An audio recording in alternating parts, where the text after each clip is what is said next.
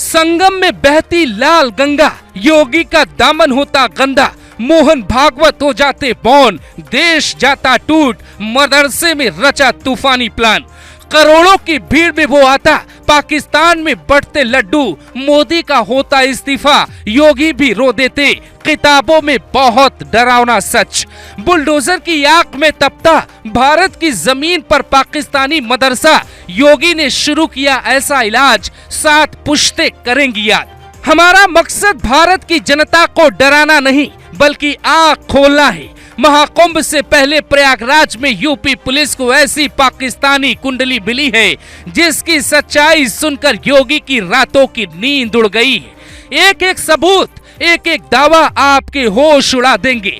पाकिस्तान कश्मीर में जो कर रहा है वो सिर्फ एक नमूना भर हो जाता। प्रयागराज में इतने इंसानों का शरीर जमीन पर होता, कई दिन गिनने में लग जाते।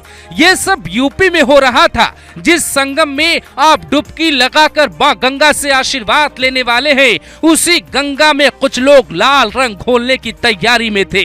प्रयागराज के जिस मदरसे में नकली नोट छापने की मशीन मिली उसका सच तो बहुत बड़ा है। कई किताबें मिली हैं, किताबों में आरएसएस को मिटाने का प्लान है।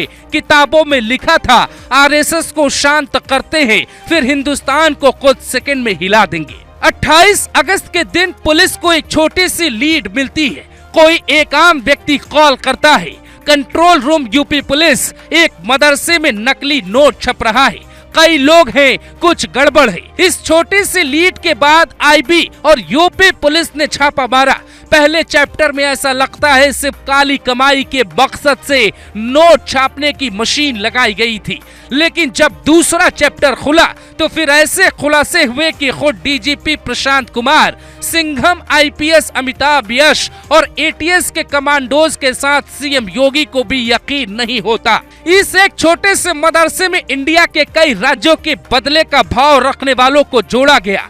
फोन पे जानकारी मिलने के बाद प्रयागराज पुलिस ने मुखबिर लगाई। सिविल लाइंस के बस स्टैंड के पास इनको पकड़ा गया, फिर नेटवर्क का खुलासा किया। मदरसे का कार्यवाहक प्रिंसिपल मोहम्मद तफसीरुल और मास्टरमाइंड जाहिर खान का प्लान ऐसा था, बड़े बड़े विद्वान हिल जाते।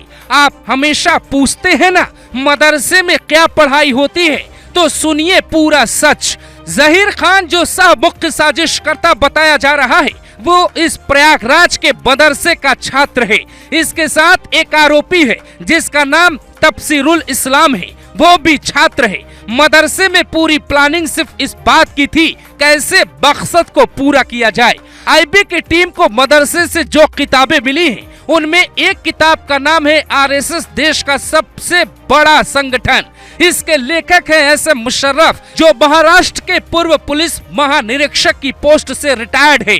मूल किताब उर्दू भाषा में लिखी गई है। इसकी हिंदी और मराठी अनुवाद वाली किताबों की छपाई भी भारी मात्रा में की गई थी। इस मदरसे का नाम है जामिया हबीबिया जो करीब 84 साल पुराना है।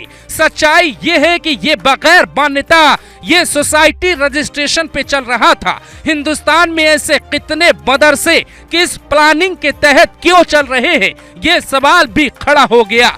मदरसे की पहली मंजिल पर एक कमरे में 100 के नकली नोट छापे जा रहे थे।